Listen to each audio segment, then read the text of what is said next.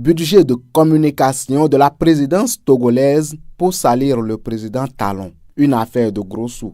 On comprend maintenant l'intérêt du Togo pour l'affaire Frère Humvi. Un ancien ambassadeur du Bénin a reçu environ 100 millions pour payer la défense de l'ami du Togo, Steve Amoussou. L'engouement du procureur de la République du tribunal de grande instance de Lomé, Talaka Mawama, dans cette affaire Frère Humvi était déjà trop suspect pour qui connaît la réputation du régime séculaire de Gnassingbé. Mais il fallait comprendre que ce communiqué du parquet de Lomé n'est qu'un prolongement d'une vaste entreprise de communication chèrement payée sur le dos squelettique du citoyen togolais pour donner le sourire au souverain du trône de Lomé II. Rien que pour cet épisode du frère Humvi, les contribuables togolais ont été plumés de plus de 171 millions de francs CFA au profit de Daret Media, une structure privée appartenant à un homme fort de la communication de la présidence togolaise.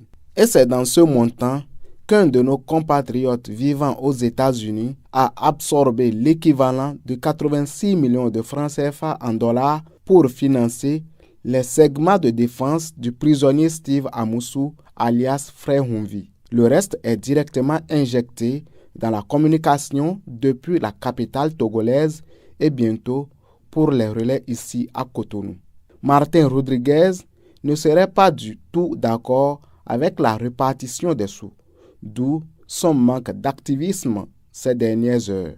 Mais la présidence togolaise lui répond que, pour la surface financière dont il se réclame, lui-même n'avait plus besoin de ces petits sous.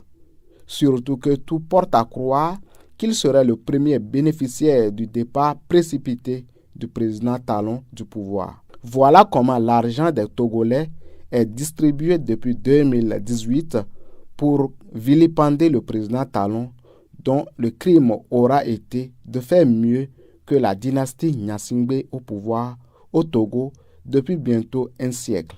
Car la présidence togolaise ne voit pas d'un bon œil que le Bénin de Talon ravisse la vedette à l'ancienne métropole des Nana Benz, Lomé.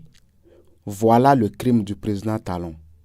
Et des dernières informations qui nous sont parvenues tôt ce matin aux environs de 3 heures, un budget est sur le point de tomber dans la mangeoire d'une certaine mafia pour financer le kidnapping ici au Bénin des amis du président Talon pour la direction de la capitale togolaise.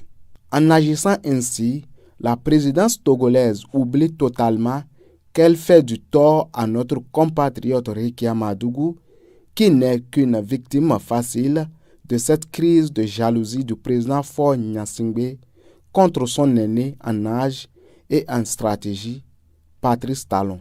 Vivement que les forces de défense et de sécurité de la République du Bénin restent en état d'alerte maximale. Aboubakar Takou.